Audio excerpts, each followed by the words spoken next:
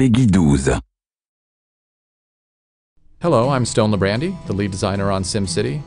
I'm excited about this game, and I want to give you an early inside look and talk about what makes this SimCity special.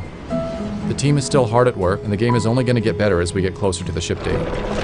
SimCity is a game about endless choices. Ultimately, you can do whatever you want. You can focus on growing your population, increasing your wealth, and even building a city that looks like your hometown. Whatever your motivation, you have the power to experiment with a number of different strategies. How you choose to play will influence your city, the neighboring cities, and the lives of all the Sims across the region. When you start a new game, you can pick any location in the region. One of the new ways to play SimCity is to specialize with a big business and give your city a unique role. If I wanted to build an industrial city, I might pick this area near the water so that I can have access to large cargo ships. But I'm a gambler and I want to build a casino city. So I'm going to start in this area because these train tracks will bring in more tourists. Before I can build casinos, I need to establish basic city infrastructure. The first step is to connect to the outside world. This is how construction trucks, moving vans, and tourists will enter my city. There are many different road sizes to choose from. I'm going to make the connection with a wide avenue because I expect a lot of traffic on this road. Off to the side, I'll draw a smaller 4-lane street for city infrastructure buildings. Over here, I'll draw another road for residential housing. In the zone palette, there are 3 different zone types: residential, commercial, and industrial. I'll start by zoning a residential area where I want my houses to appear. I just paint along the roads like this. The surveyors will prepare the lots and get everything ready for the construction trucks. The workmen arrive and start building houses. To speed things up, I'll be skipping ahead in time throughout the video. Here come my new Sims. Getting them into my town is easy. The trick is getting them to stay. All Sims need 2 things: money and happiness. I'll start with the money first. Sims need jobs in order to make money. A simple way to create jobs is to build some factories. Factories also generate tax revenue, which will help me pay my city's bills. I zone for industrial just like I did for residential. I'm only going to zone a small area here because I don't want too many factories. They're pretty dirty and they won't help me attract tourists. Every Sim in this game has a personal agenda. We can see what this Sim's up to by clicking on him and following him around. Looks like this guy's anxious to get to his new job. Oh good, looks like he found one. I also need to keep my Sims happy. Once they get their paychecks, they'll try to spend their hard-earned money to buy happiness. Unfortunately, my city doesn't have any stores yet. I'm going to fix that by placing some commercial zones along this main strip to make it easier for the Sims to shop on their way to and from work. I want to zone for a lot of commercial buildings. Not only can my Sims shop here, but the commercial buildings are also going to attract tourists, which will benefit the casinos I'm going to build later. You can see by this flashing red icon that the Sims are asking for electricity. If I don't give them power, the city can't function properly. I'm going to take care of that by placing a wind power plant right over here. Wind power is great for a small town.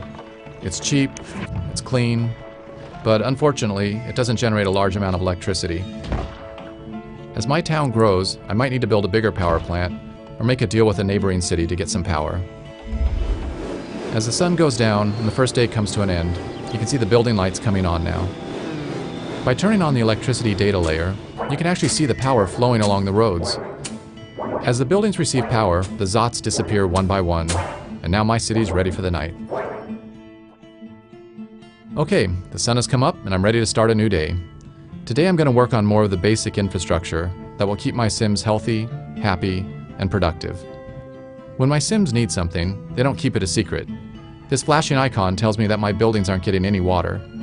Let me take care of that now by placing a water tower. Before I do that, I need to see how much water is available. This data layer gives me an X-ray view of the water table. The darker the blue, the more water is available to pump. There's a large amount of water over here, so this is a perfect spot for me to place the water tower. All buildings must be placed along roads. I don't expect too much traffic out here, so I'm going to draw a cheap 2-lane road to the aquifer. The water flows along the roads just like power does. There's no need for me to construct a separate pipe network. Alright, looks like the water problem's solved. Whenever the Sims use water, they immediately convert it into sewage. In this view, you can see that the sewage is starting to build up in the pipes. If I don't take care of this problem soon, it's going to get converted into ground pollution, which creates sickness and lowers the land value. The quickest and cheapest way for me to deal with this problem is just to dump it all into a corner of the town and hope that my Sims don't notice. I'll draw a new road out into this forest and place my sewage pipe over here. Problem solved. In addition to sewage, Sims will also generate garbage. My town is still young, so I don't have a garbage problem yet. But since I'm already polluting this corner of my town, I might as well place my dump here too. It's important to make sure that you keep your garbage and sewage away from your water supply. If the ground pollution gets into the pipes, your entire city could get sick. Garbage trucks will drive around town, picking up garbage cans and dumpsters. When a truck gets full, it'll return to the dump and unload. Eventually, the dump is going to fill up, and then I'll either have to expand it or start burning the garbage. But that's a problem for another day.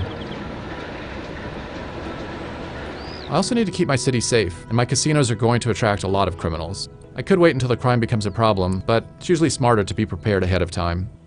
Notice that the data layer is showing a green overlay on the streets that are more likely to be patrolled. Crime problems tend to occur in commercial areas, so I'll put my police station over here. There, I have all my basic services in place, and I'm generating a fair amount of money in taxes too. That was a productive day. Now that I have a solid foundation, it's time for me to start specializing in gambling. To save some time, I've jumped forward a few days. My city's a little bigger, and my population has grown. As I mentioned earlier, one of the new things you can do in SimCity is to create a big business. I'm ready to start building up my casino empire now. Casinos can generate large profits, but only if you can get enough tourists through the door. I can't immediately start building a fancy Las Vegas strip.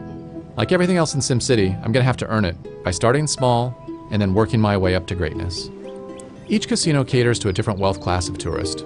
These casinos cater to lower class, these to middle class, and these to upper class. I only have enough money to place this small gambling hall, but if I can make it profitable, then I'll be able to unlock bigger and more expensive casinos and attract wealthier tourists. Right now, I just need to focus on getting as many tourists into this casino as possible. The regional road will bring in some tourists, but not enough for me to guarantee a big profit. To increase the flow of tourists, I need to provide an alternative mode of transportation into this city. There are several options available to me. Since we already have rail running through the city, this is an easy decision for me to make. I'm going to go with trains. I'll place my train station here to provide tourists easy access to my gambling hall. Tourists will go to any commercial building in my city, but I want to encourage them to gamble, not spend their money on souvenirs and restaurants. Now, I need to connect my station up to the main rail line. This is similar to how I draw a road.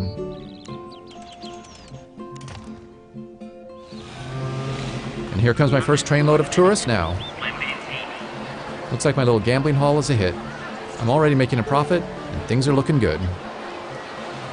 My casino city's off to a good start, but I still have a long way to go. That's one of the great things about SimCity. No matter how much you do, there's always new things to try. Thanks for watching. See you next time, and we'll take a closer look at multi-city play in the region.